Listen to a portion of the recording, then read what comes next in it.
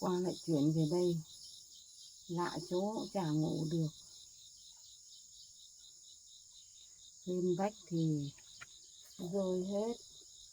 Ở đây thì heo hút nữa, toàn đồi cây. Nhưng mà hôm qua cũng không có tiếng động gì. Còn tối ngủ bên kia hôm đầu tiên thì tối hôm đó không có biết cái gì dọa mình. Không biết có ma hay là người họ thấy mình ở đấy họ dọa ném, cứ thấy ném cái gì lên mái. Nhưng mà không ngủ được, nhưng mà cũng may hôm qua có cái lều để trú.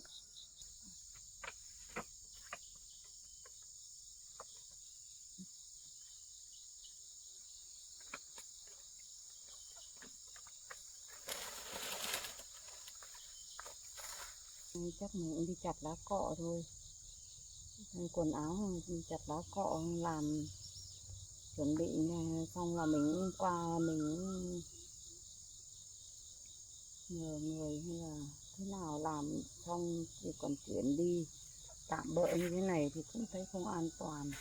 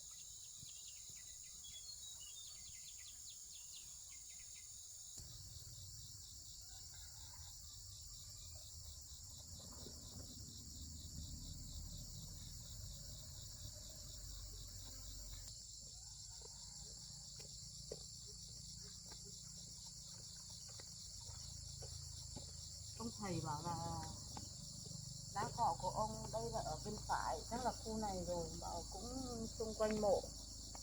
Ông bảo là thương hại mình, ông ấy chỉ cho thôi, ông không lấy tiền. Nhưng mà bây giờ mình chặt xong lấy đi, nam mình cũng trả tiền cho ông ấy một ít. Nhưng cái gì thì cái, người già người ta tốt với mình cũng không quên ơn. Không có nhiều thì cũng phải giảm một ít cho ông ấy. Bây giờ mình vào xem có nào thấp thì mình chặt.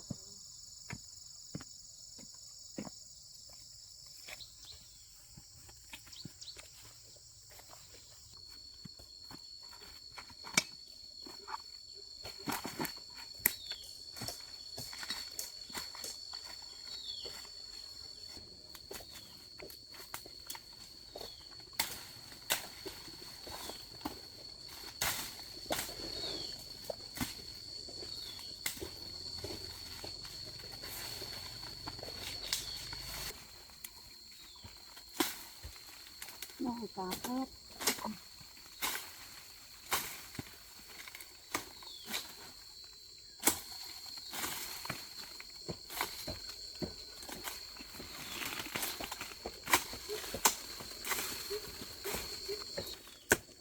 Chưa giống là không lên được này.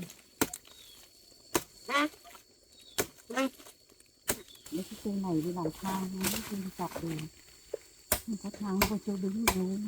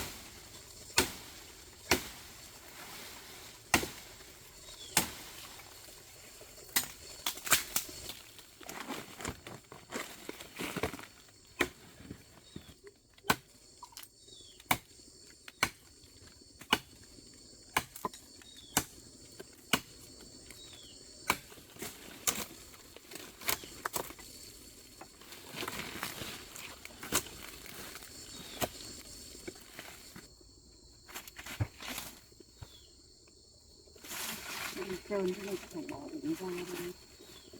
Đấy, thì không lên được cây này đâu.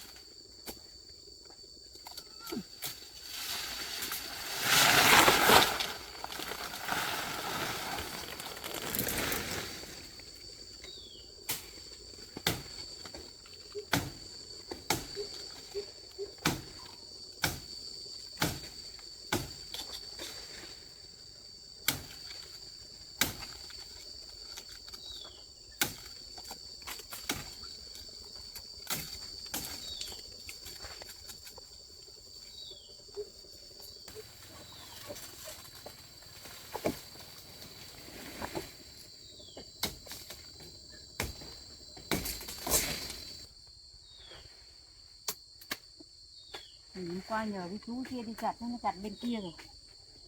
Nó đi sau mình.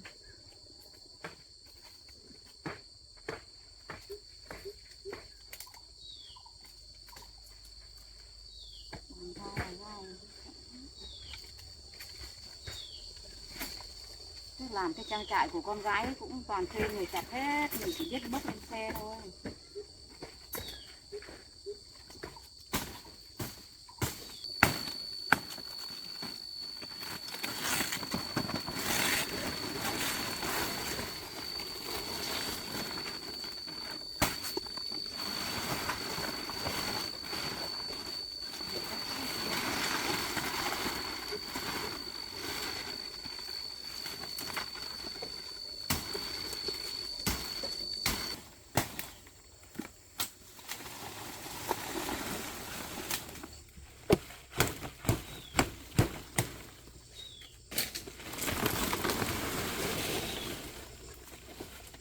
Còn rách quá, đấy ở bên kia.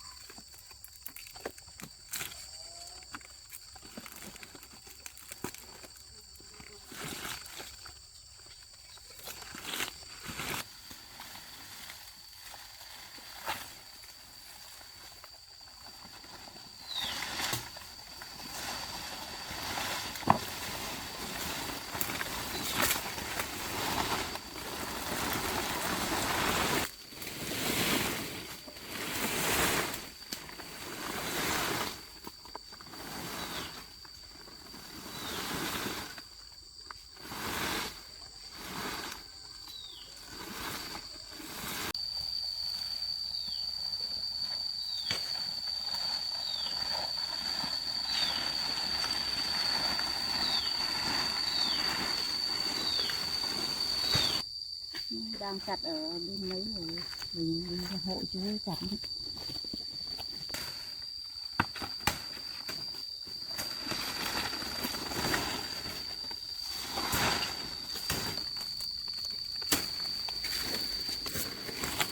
Chắc à? Hả? Chú đến lâu chưa? Chú về được một lúc rồi. À, thế hả? Cảm ơn quá.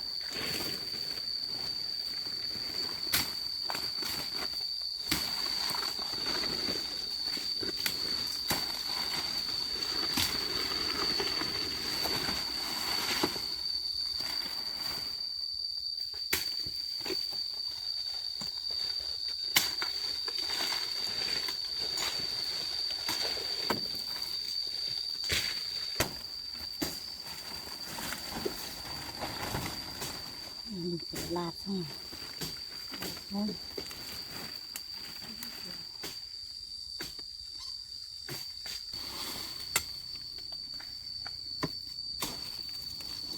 Ông chèo cũng chơi, mình thì phải bắc thang mới chèo được.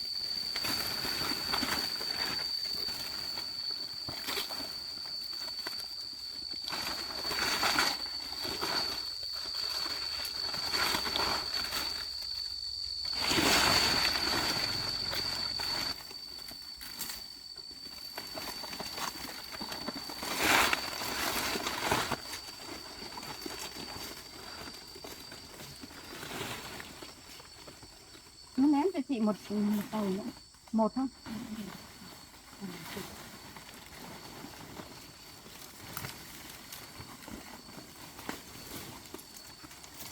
Để lát đi nhá. Vâng.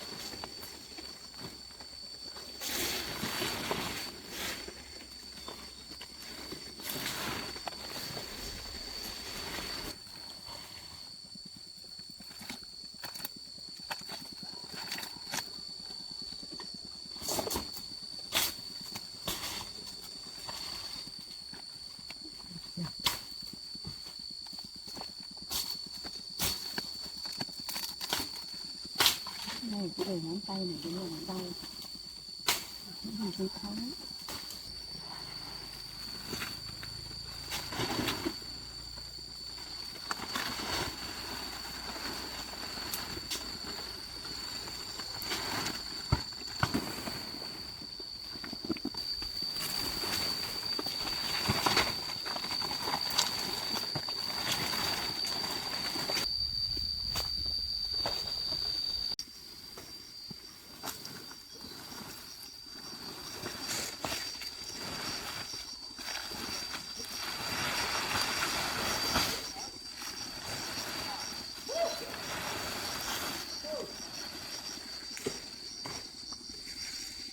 Tía để bóc lên xe một thế về nhà sợ ông nội lấy chiếu ấy.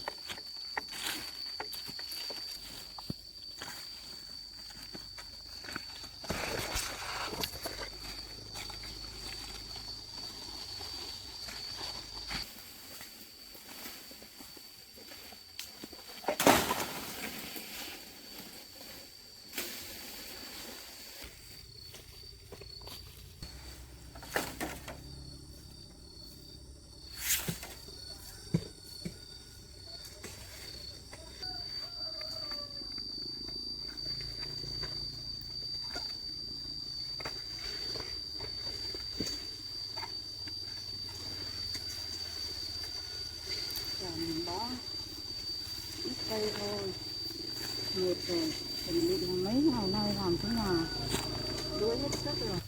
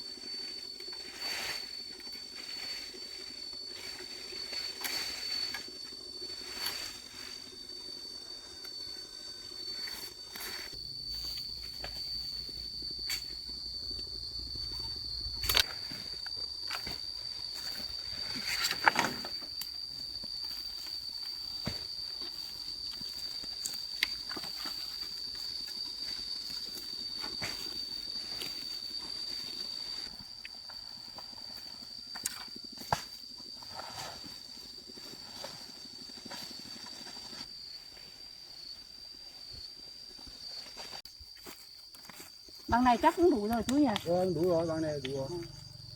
Hay quá, cảm ơn chú quá, hôm nay chú nói được hộ được chị.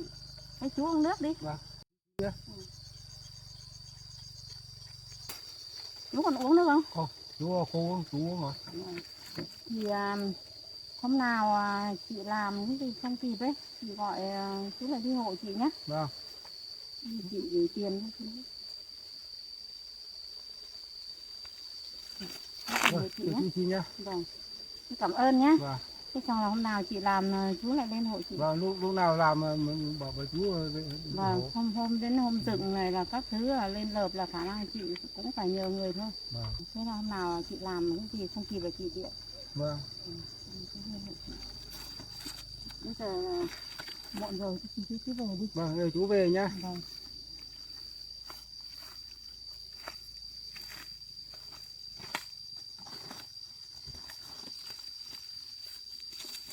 Vâng, này có chú đàn ông chú hộ trèo được, mình chỉ chặt được cây thấp hay cây cao mình không trèo được. Hôm nay không có xe thì nhờ chú với hộ mình hai người bốc với lại một anh lái xe nữa xếp trên là được. Chặt được thế cũng được rồi, hôm nào có xe không bốc.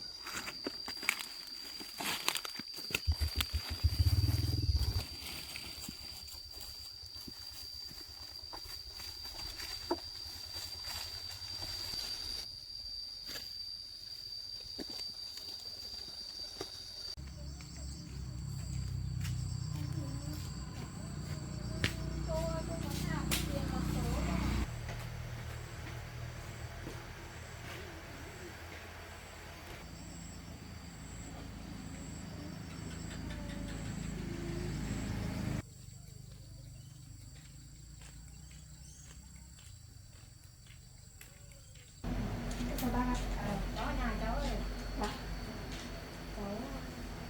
Cháu có mua điện thoại cũ không? Điện thoại cũ à? Bác cho cháu xem nào.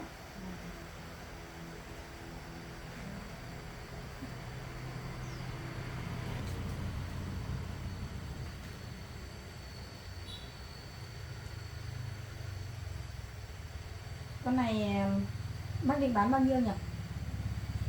Bác thì cũng chả biết là bán bao nhiêu được, cháu xem là ở đó được khoảng bao nhiêu thì cháu giải cho bác. Cái này nếu mà cháu mua bác bán ấy, cháu chỉ lấy được 4,5 triệu thôi bác ạ. Thì được 4,5 Vâng. triệu rồi. Vâng. Cái này chắc bác mua 9 triệu đấy. Dạ. Nhưng mà điện thoại kiểu như là mình dùng rồi ấy, nó mất giá bác ạ. Cháu chỉ thu lại được 4,5 triệu thôi. Bác có bán không? cháu cho bác xin thêm 500 rồi thôi, tại vì bác cũng bí lắm cháu ạ. Bác nói ra thì chuyện dài bác cũng không kể nữa, nhưng mà bác bí quá. Thêm 500 á? Vâng, thế bác chờ cháu kiểm tra lại xem nhé. Xem bởi vì cái máy này thu lại thì bán ra thì sợ nó không được như lúc cái giá cháu thu về ấy. Đây thì cũng còn mới lắm cháu ạ. Vâng, để cháu kiểm tra xem bên trong như thế nào. Cái máy này thì bộ nhớ cũng cao. Nếu mà ấy thì cháu cho bác thêm 500. Thêm 500 à? Vâng, thế là 5 triệu nhé. Vâng, 5 triệu rồi. Đây 5 triệu. Bác cầm cái ốp của bác nhé. Bác chờ cháu nhé.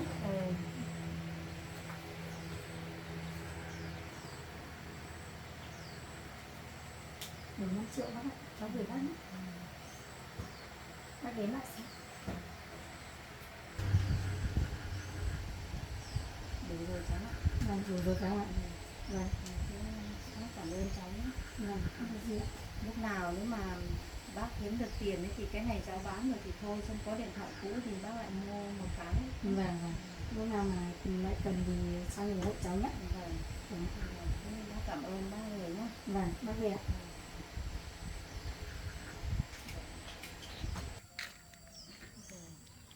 Mình còn mỗi cái ốp điện thoại thì bây giờ mới mua được điện thoại cho ốp.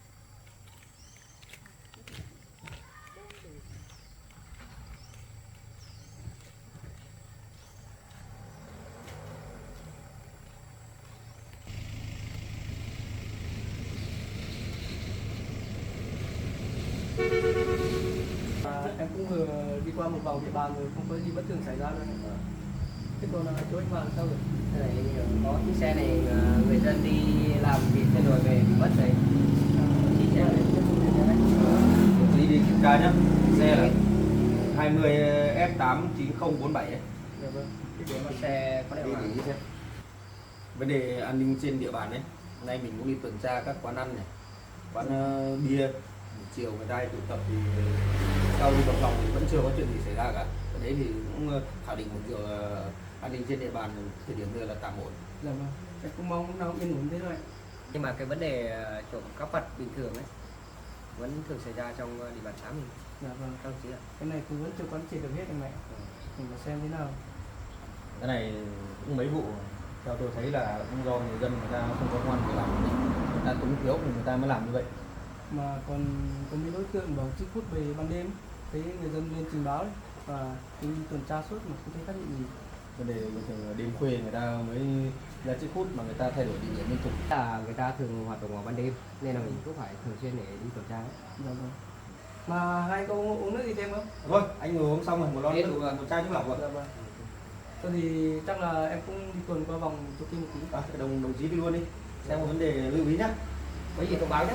Có gì thông báo luôn. À Luyện đây, Sao anh? em đi qua cái khu vực mà có hai cái lều bỏ hoang ấy, Dạ vâng. anh nhận được thông tin là có đối tượng truy hút đến nhé, để ý khu vực đấy. Dạ vâng. Thế để em đi tuần tra xem. Hai người ngồi sau. Đi đi.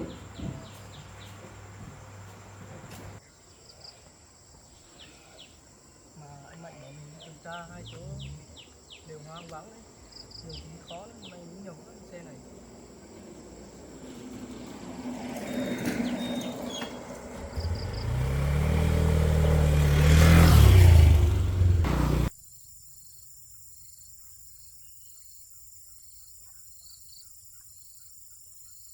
Hẹn bác ấy bảo hôm nay đến lấy tiền nhưng mà chưa thấy bác ấy đến rồi. Mình đến trước mình ngồi đây chờ bác ấy một tí.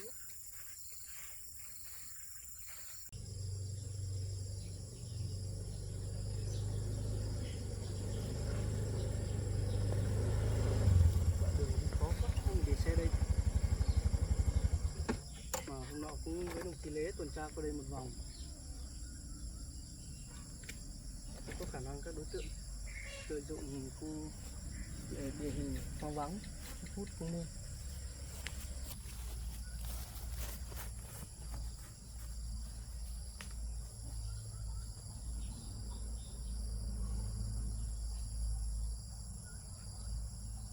Mình cứ ở đây chờ bác ấy cũng hẹn bảo nay lấy tiền nhưng mà tiền mình cũng chẳng có nhiều, bán cái điện thoại được mấy triệu chắc mình phải để một ít để thuê làm nhà xong là chi phí.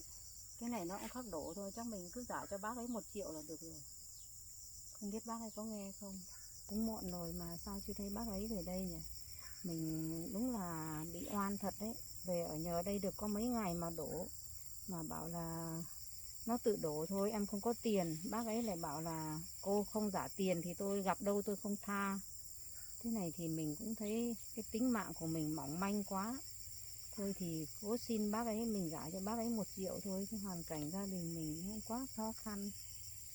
Mình xuống đây ngồi chờ, không thì chờ bác ấy lâu quá.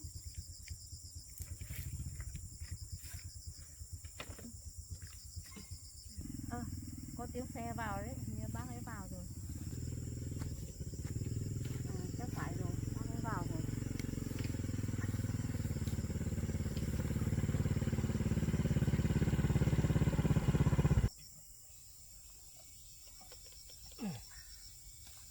Nào rồi, tiền nó thế nào tính đấy thế nào?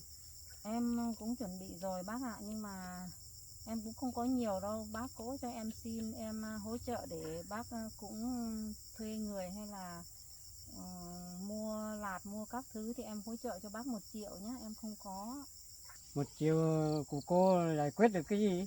Chứ làm cái khoản gì đâu. Nhưng mà cái này không phải em làm đổ đâu bác ạ, bác cũng thấy rồi, cái cột nó mục hết rồi. Đấy tôi không biết, cô ở đây tôi có biết cô làm đổ rồi. Thì em muốn đang ở nhờ thì em lại làm đổ làm gì, bác cứ nghĩ xem. Bây giờ chân cột nó cũng mục hết rồi, bác cũng thấy rồi. Tôi không nói nhiều, cô cứ trả tiền tôi. Anh ạ, em thì khó khăn lắm. Nếu mà kể ra thì anh biết thì chắc anh còn thương hại em. Tại vì bây giờ em không có gì, nhưng mà hôm qua anh cũng bảo là em phải trả tiền thì em bán điện thoại thì cũng được một ít. Nhưng mà nếu mà em trả cho anh hết thì em cũng còn để sinh hoạt hàng ngày. Với lại em cũng chuẩn bị làm một cái nhà bé bé, kéo còn bé hơn cái của anh này. Em cũng phải lá cũng phải mua thì em cũng không có khoản gì. Anh xem là cố gắng giúp đỡ em là thôi em gửi anh 1 triệu để coi như là hỗ trợ anh một ít thôi. Thế bây giờ ý bác là muốn lấy bao nhiêu? Cái lều này tôi dùng lấy làm là tầm 10 triệu. Bây giờ giá tôi tầm 5 triệu. Anh ạ, em cũng đã xin anh từ nãy rồi. Đây này, anh cũng thấy cái chân cột nó đã mục nát hết, xong là gió về nó làm đổ thôi. Thì anh nói 5 triệu em cũng không có khả năng trả. Hoàn cảnh của em khó khăn lắm. Em xin anh thật đấy, anh xem nương tay cho em, chỉ để em hỗ trợ anh một chút thôi. Chứ còn bảo là cho tiền anh dựng xong cái lều này là em không có. Tôi không cần biết. Tính thế nào cô phải trả tôi. Dạ em đã bảo em không có rồi. Anh mình cũng người lớn với nhau mà, em khó khăn thật mà. Bây giờ tôi không cần biết. Cô phải trả tôi bằng đấy tiền. Cô tác động vào lều tôi sao đổ được. Em thì cũng chỉ ở thôi, hôm qua em còn đi làm về mới là đã thấy đổ rồi. Thì đồ đạc các thứ em còn ở trong đấy. Thì, Tôi không có tiền đâu. Làm vất vả lắm. Làm được một cái lều đấy. em cũng biết rồi, nhưng mà cũng không phải em làm đổ đâu bác ạ. Em cũng đang định ở đây thêm mấy ngày nữa, bây giờ em còn không có chỗ ở nè.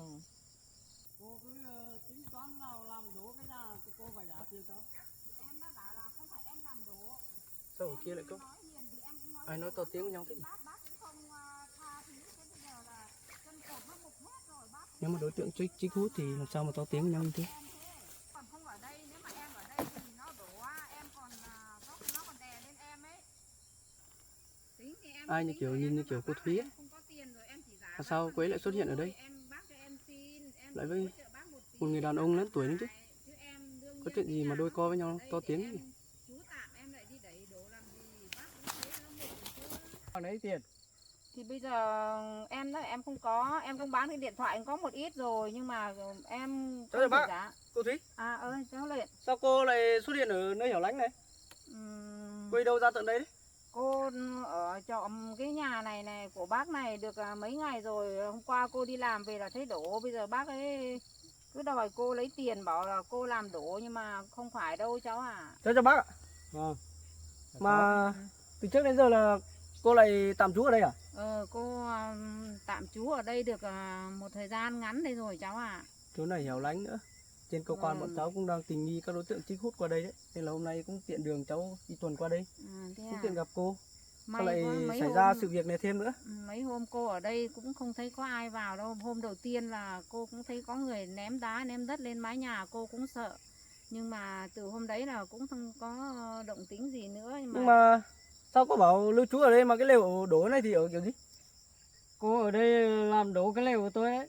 Đấy, cho chính quyền giải quyết tiền nong cho tôi.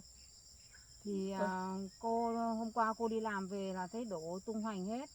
Cháu lại lạ thì là bây giờ tối hôm qua cô lại phải đi trú ở chỗ khác.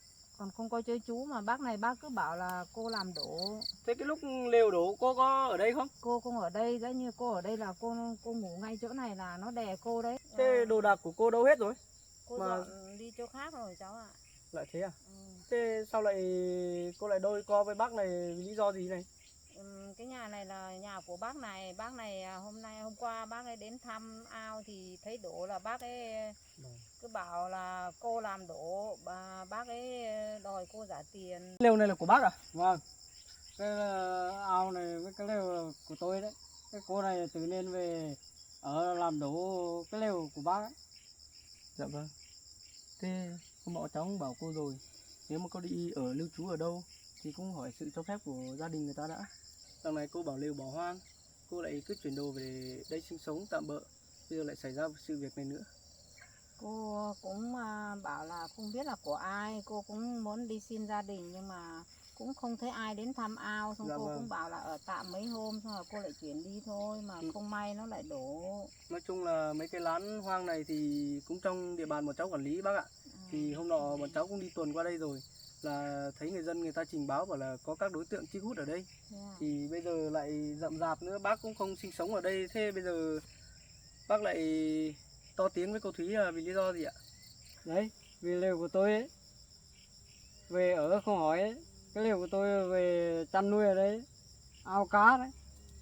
Em cũng thấy bỏ hoang lâu rồi, xong em cũng không biết chủ nhà đâu, em bảo là thôi thì cũng định dựng lán nhưng mà là thấy bỏ hoang là em bảo ở tạm một thời gian ngắn, nếu mà thấy bác đến thì em cũng xin, không may thì nó đổ thôi, không phải là cô tác động đâu cháu ạ. Bác ạ, không phải là em tác động vào đâu. Tôi không biết, cô ở đây lều tôi mới đổ, cô phải trả tiền tôi. Thế chỗ lều đổ này là bác đây bảo đòi hỏi lấy bao nhiêu tiền hả cô Thúy? Bác ấy bảo là trước còn mới là bác dựng tầm 10 triệu, bây giờ bác lấy 5 triệu. Thôi để cháu sang xem thế nào bác. Xem đấy.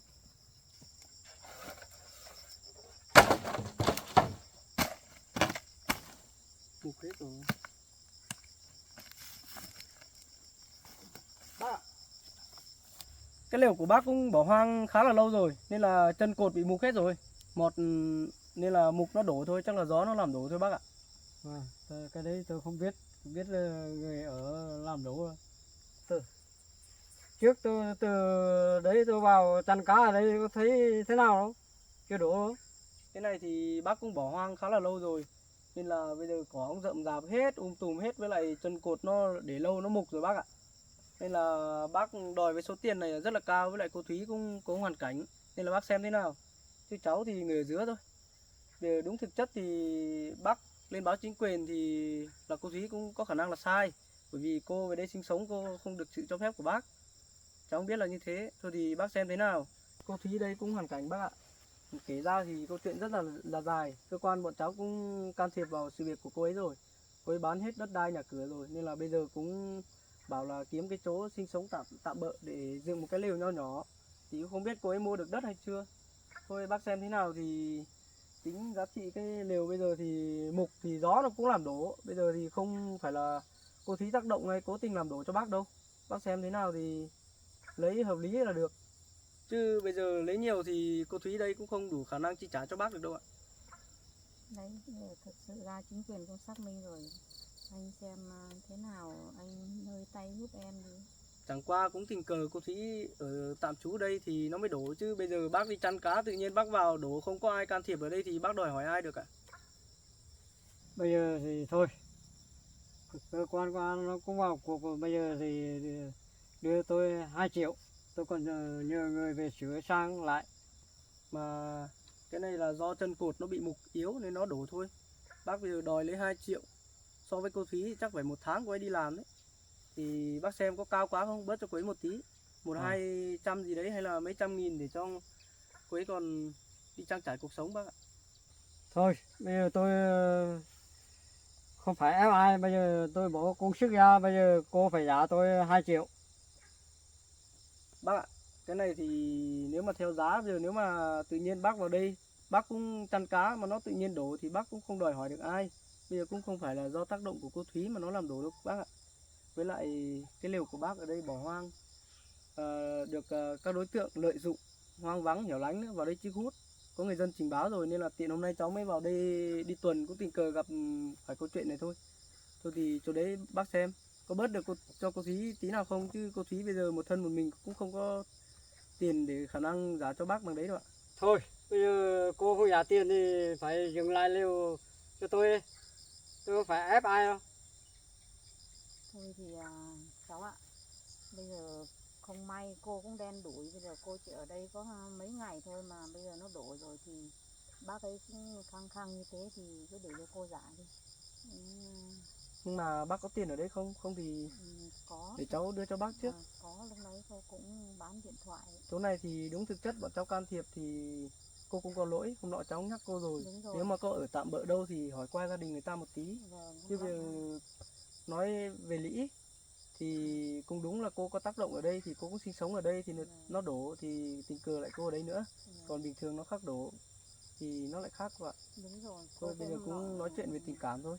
Cô cũng cứ nghĩ là cô tính là ở tạm mấy hôm, không ngờ đâu là đổ. Mà nếu mà thấy chủ nhà về thăm ao thì cô mới xin, nhưng mà là không may hôm nay bác ấy đến thì đã đổ rồi. Dạ vâng, hôm nọ cháu cũng bảo bác cô rồi. Lưu trú lại cơ quan cháu cũng đang xin bên lãnh đạo đấy có nguồn vốn hỗ trợ cho cô làm một cái lều nho nhỏ thì cũng đang trên quá trình là xem xét đấy. Nhưng mà cô cũng thấy ngại, bây giờ cô lại đi ở lưu trú ở cơ quan thì cô cũng ngại lắm, nên là cũng không sao đâu. Thì hôm nay cô cũng bán cái điện thoại rồi. Dạ vâng. Thôi thì bây giờ em trả cho bác 2 triệu thì có gì là bác cho em xin, cái hoàn cảnh của em khó khăn lắm bác ạ nhé. Vâng. Thôi bác ạ, cô Thúy đây thì cũng hoàn cảnh gặp nhiều sự việc xảy ra với cô ấy lắm, cướp giật với lại phải bán đất bán nhà đi trả nợ cho con gái rồi. Bây giờ cũng không đủ khả năng để chi trả cho bác cao như thế. Thôi cũng vì tình cảm bác xem bỏ qua được cho cô ấy không thôi thì lấy một ít gọi là hỗ trợ bác sửa sang lại cái lều thôi, chứ bây giờ bảo một thân một mình cô ấy dựng lại cái lều cho bác thì cũng không đủ khả năng bác ạ. Thôi, bây giờ cô cứ trả tôi 2 triệu. Thôi thì cháu ạ, bây giờ là cũng lỗi tại cô thôi. Bây giờ là cũng không phải cô đấy, nhưng mà cô ở đây là coi như là cũng chưa thực sự đồng ý của gia đình ấy, thì bây giờ cô cũng gửi bác ấy 2 triệu. Này là 2 triệu bác ạ. Vâng. Bác cầm giúp em để sửa sang lại cái lều nhé. Vâng, vâng. Thì bỏ qua cho em cũng không cố ý đâu, nhưng mà cái hoàn cảnh của em là nói thật sự ra bây giờ là ngàn cân treo sợi tóc rồi, em mới về ở chỗ hoang vắng này thôi. Thôi, hết việc rồi tôi về, tôi chào cán bộ nhá. Dạ vâng, cháu cho bác ạ.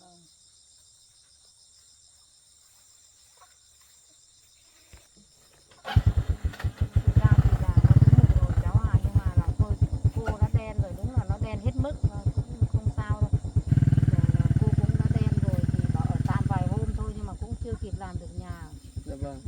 Cô cũng mua được đất rồi, cũng đang thời gian này cũng đang chuẩn bị, mà chưa kịp làm thì không may nó đổ rồi. Thì hôm nay bác ấy cũng đến thì cũng gửi bác ấy một ít để cho bác cũng khỏi áy náy là được rồi. Dạ vâng. Cháu thì cũng không liên quan đến việc này đâu, hôm nọ cháu nhắc nhở cô rồi. Nếu mà đúng theo luật, nếu mà bác đây lên trình báo bọn cháu xuống xử lý thì cô cũng vi phạm một tí đấy, bởi vì tự tiện vào đất đai với lại lều người ta ở đấy, không được sự cho phép đấy. Vâng.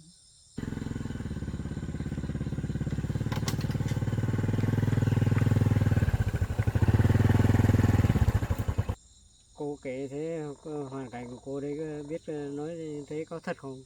Thôi bây giờ mình cứ cầm số tiền như thế đã, tìm hiểu thế nào hoàn cảnh thế nào mình trả cô đấy sau.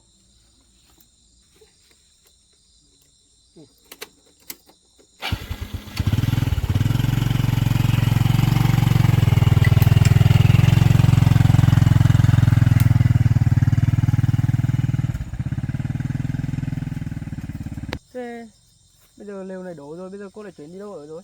Cô ở hướng bên kia, lúc nãy thấy cái bác bảo là ở bên kia cũng có một À, cái, sao không ở? Thế cô lại chuyển sang cái lều hoang bên kia à? Cô chuyển sang cái lều hoang bên kia là cô cũng hôm qua cũng ở đấy được một tối rồi, cũng thấy yên tĩnh rồi cháu Nhưng ạ. mà khu này hẻo lánh lắm cô ạ. Nhiều đối tượng nghiện hút này, với lại trộm cắp hay Nhưng mà tụ tập ở đấy.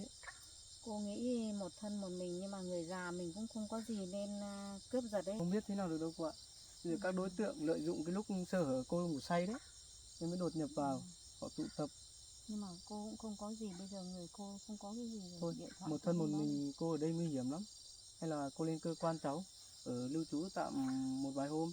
Khi nào cô dựng được lều thì cô chuyển ra đấy ở cũng được mà. Thôi cháu ạ, bây giờ lên đấy cũng không phải một mình cháu, còn nhiều cán bộ đồng nghiệp khác của cháu nữa thì cũng thấy phiền lắm. Cô ở đây chắc cũng 1-2 hôm là cô cũng làm xong nhà rồi. Bây giờ cô cũng chuẩn bị nó gần đầy đủ rồi cháu ạ. Cô cũng không phải ngại cái vấn đề đấy đâu. Cái đấy là trách nhiệm và công việc của bọn cháu bảo vệ công dân mà. Cháu có chỗ để công nhân lưu trú ở đấy mà cô. Nên là cô có thể ra đấy ở tạm 1-2 hôm rồi cô đi cũng được mà. Đi ở đấy thì cô còn đi làm, xong còn đồ nọ đồ kia nó sộc sạch, cô cũng thấy ngại lắm. Không phải là mỗi thân với lại quần áo còn này nọ ấy thì thôi cũng cô ở đây cũng được rồi cháu ạ. Thôi với cháu bây giờ thì cô đi sang chỗ liều của cô xem. Đấy, chính vì cô không chịu nghe cháu đấy, cũng nhiều sự việc xảy ra với cô quá, nên là cháu cũng đang lo đây. Không sao đâu cháu ạ, cô cũng ở tạm 1-2 hôm nữa cô cũng dựng nhà của cô rồi mà. Dạ vâng, thế ở liều bên kia cô có điện gì không đấy? Không có điện đâu, ở khu này là không có điện. Cô cũng sang bên kia tắm giặt nhờ nhà ông bên kia, nhà ông thầy. Dạ vâng, nhà ông kia thì cách đây cũng gần thôi, nhưng mà Vâng. chỗ này trong hổm ấy, Vâng. lại khuất nữa, cũng hơi nguy hiểm. Thôi, thế cô cứ về lều đi, để cháu chạy đi lấy cho cô một cái bóng điện tích điện ấy, Vâng. bóng tích điện. Cô cũng biết là những cháu quan tâm nhưng mà thôi chắc cô cũng không sao. Dạ vâng, thế cô đưa cháu sang lều kia không? Này hẻo lánh lại rậm rạp lắm, nên là cũng rất nguy hiểm. Mà thôi, bây giờ cô cứ về lều trước đi.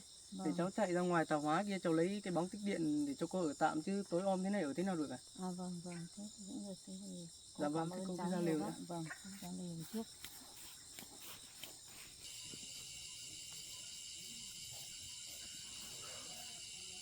Ui, xấu. Để ra từ đây ra chỗ lều cô Thúy ở tạm thì cũng gần thôi, chẳng qua là chỗ ngủ nó hơi khuất, với lại các đối tượng cũng lợi dụng lúc đêm khuya hay chích hút ở đấy. Cũng may hôm nay mình đi tuần qua đấy gặp trường hợp, không biết cô phải xử lý thế nào nếu mà không gặp mình. Thôi, nghĩ cũng thương cho cô, chắc mình ra kia mua cho cô cái bóng điện với lại ít nhu yếu phẩm sinh hoạt, không tạm qua 1-2 ngày. Chứ bây giờ bảo cô lên cơ quan ở tạm cô không chịu.